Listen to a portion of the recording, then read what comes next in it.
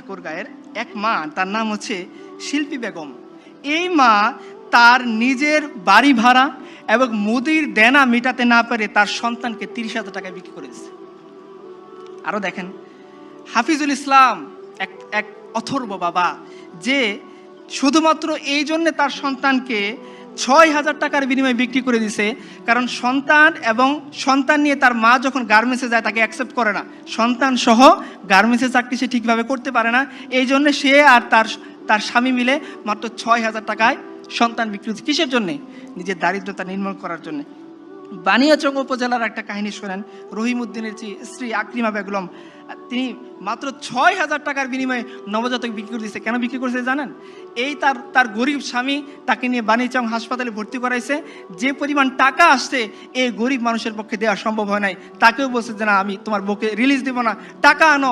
এই গরিব মানুষ যাবে কোথায়? হয়তো সে যায়, আমাদের ইসলামিক খিলাফত হলে উমরের কাছে যাই বলতে পারতো, হে উমর, তুমি বসে আছো তখ্তের মধ্যে, আমি বসে আছি হসপিটালে, আমার টাকা দাও, আমি গিয়ে আমার ওয়াইফকে ছাড়িয়ে আনবো। তার তো এরকম সৌভাগ্য হয় নাই, কারণ সে জানে সে যদি রাষ্ট্রপতির সিরিয়াল দেয় কখনো রাষ্ট্রপতির দেখার তালিকায় তার নাম আসবে না। সে জানে সে যদি প্রধানমন্ত্রী সিরিয়াল দিতে যায় আজীবন পড়ে যাবে, তার ওয়াইফের দেহ মরে হাড্ডিসার হয়ে যাবে, কোনোদিন প্রধানমন্ত্রী মিট করার তালিকায় তার নাম আসবে না। সে জানে সে যদি ডিসির কাছেও দেখা করতে যায় তার স্ত্রী ওইখানে কাতরাতে কাতরাতে মরে যাবে, কিন্তু তাকে দেখার জন্য কোনো ডিসি, কোনো এসপি, কোনো মেম্বার তার ওইখানে যাবে না। সে বাধ্য হয়ে তার ওয়াইফকে ছাড়িয়ে আনার জন্য হাসপাতাল থেকে নিজের নবজাতককে 6,000 টাকায় বিক্রি করছে।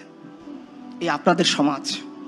আমি আপনাদেরকে আরেকটা সমাজের কথা শোনাই, যে সমাজের মধ্যে যে একবার উমর রাদিয়াল্লাহু আনহু রাতের অন্ধকারে, তার একটা স্বভাব ছিল, তিনি রাতের অন্ধকারে মানুষের কার কি প্রয়োজন এটা দেখার জন্য তিনি হেঁটে হেঁটে যাইতেন, মানুষের খোঁজখবর নিতেন। একবার তিনি গেছেন, গিয়ে দেখেন সমানে ধোঁয়া উঠতেছে, তো তিনি দাঁড়ায় দেখতেছেন, একটু পরে আবার ধোঁয়া উঠতেছে। লকডাউন সময় ধরে তিনি পর্যবেক্ষণ করলে আবার ধোঁয়া উঠতেছে। তো তিনি আস্তে আস্তে আস্তে আস্তে কাছে গেলেন, গিয়ে দেখলেন যে একটা মহিলা, তার সন্তানটা পাশে বসা, সে ডেচকির ভিতরে কি যেন জাল দিচ্ছে আর ধোঁয়া উঠতেছে। তো বলছে, মা আপনি কোত্থেকে আসছেন, কি করতে আসছেন?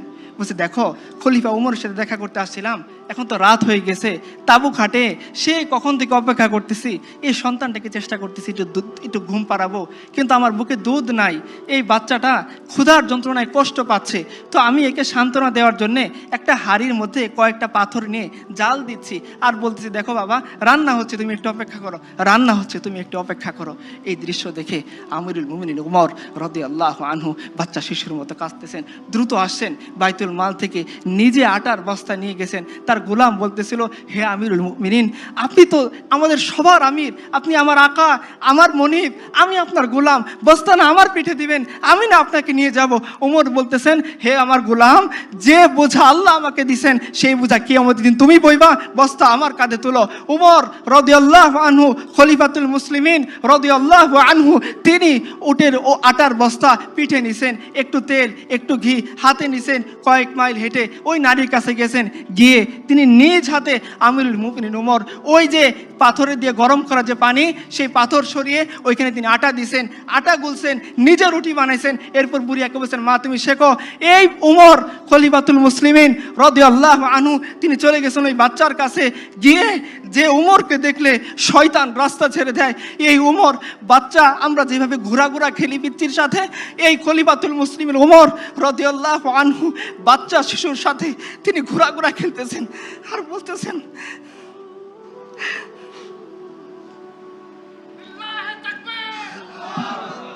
উমর বলতেছেন যে এতক্ষণ তুমি এই বাচ্চাকে কাঁদাইছো, এখন হাসাইতে হবে।